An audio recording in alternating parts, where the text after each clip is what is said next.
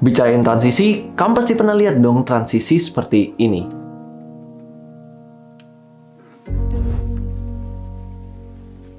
Sekarang pertanyaannya adalah, gimana sih caranya kita bisa bikin transisi seperti ini? Ini caranya mudah, jadi simak terus tutorialnya sampai akhir.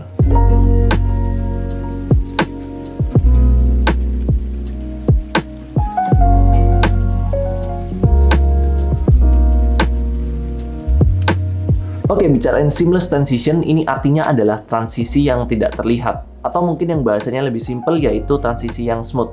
Nah, di konten ini saya bakalan bahas secara lengkap tentang editingnya seperti apa untuk transisi seperti ini. Saya bakalan bedah editingnya seperti apa. Nah, tapi sebelum kita masuk ke editingnya, kamu harus punya dulu dua footage yang paling enggak itu punya pergerakan yang mirip atau movement kamera yang mirip. Antara footage A dan footage B-nya. Contoh nih, footage A-nya endingnya ke arah kanan ya, atau pan right. Di footage B-nya, usahakan paling tidak mulainya dari pan right dulu. Kurang lebih seperti itu untuk footage yang maksud saya yang punya movement kamera yang cukup sama. Kalau udah ada dua footage seperti ini, baru kita bisa mainin yang namanya seamless transition seperti ini. Nah, karena footage-nya udah ada, kalau gitu langsung saja saya masuk ke full tutorialnya di meja editing. Oke guys, jadi sekarang kita udah berada di dalam Premiere Pro-nya. Di sini saya punya dua footage yang mau saya ubah. Di sini saya udah ada dua footage ini yang punya pergerakan yang cukup sama. Coba kita masukin dulu, kita drag and drop aja, kita masukin. Ini semua di shoot di 120 fps ya. Saya lebih suka pakai 120 fps supaya bisa kita mainin speed remap-nya lebih enak. Sekarang kita ganti dulu sequence-nya ke 30. Oke, sudah. Ini untuk footage pertama. Oke. Nah, kelihatannya yang 754 yang saya jadiin pertama. Nah, ini bagian kita mau cari bagian yang paling oke. Kelihatannya di sini. Nah, dia endingnya kan ke arah kiri ya. Nanti footage dia ke arah kiri dengan pergerakan crab. Nah, ini startnya bisa crab juga dari arah kanan. Jadi untuk footage keduanya saya kasih crab yang dari arah kanan. Yang ini crab ke kiri, endingnya ini crab ke kanan. Jadi gerakan secara movement itu masih masuk. Oke, sekarang kita cut aja, sesuaikan dengan yang mau bagian yang mana. Kira-kira saya ambil dari sekitar sini deh. Saya cut dulu.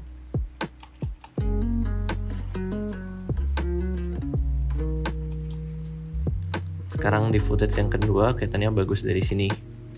Kita ambil cut dulu. Oke, tinggal kita klik kanan.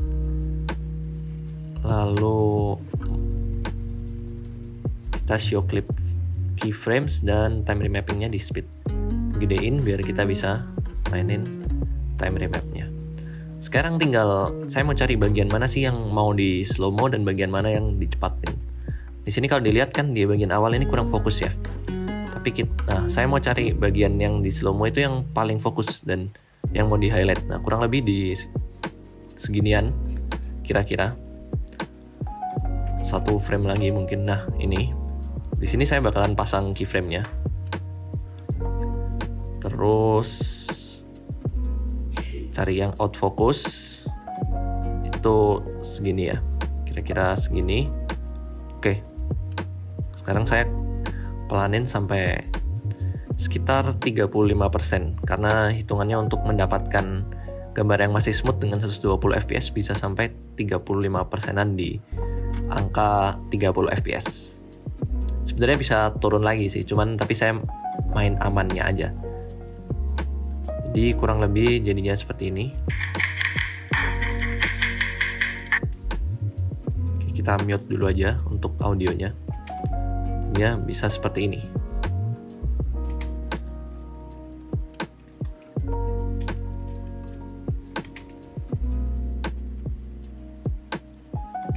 Nah, saya potong di situ. Sekarang saya tinggal sambungin yang frame kedua. Maksud saya sambungin footage yang kedua. Saya mau dapetin slow motionnya di sekitaran segini, jadi kita ulang.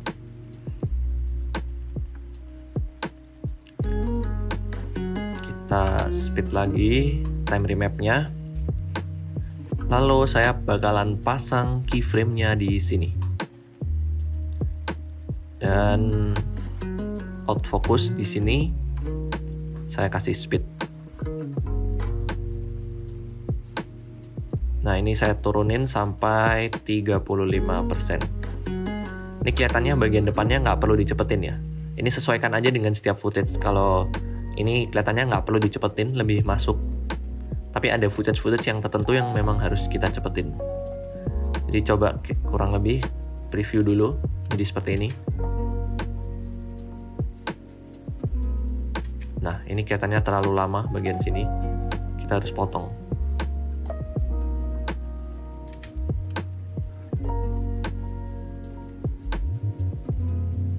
Nah, oke. Sudah terlihat lebih baik.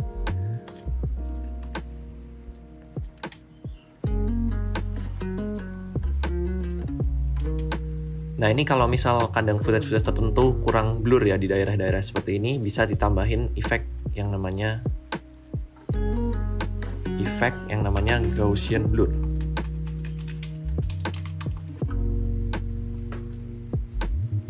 Nah, ini.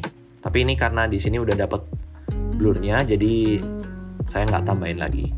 Ini langsung dari shot kameranya aja.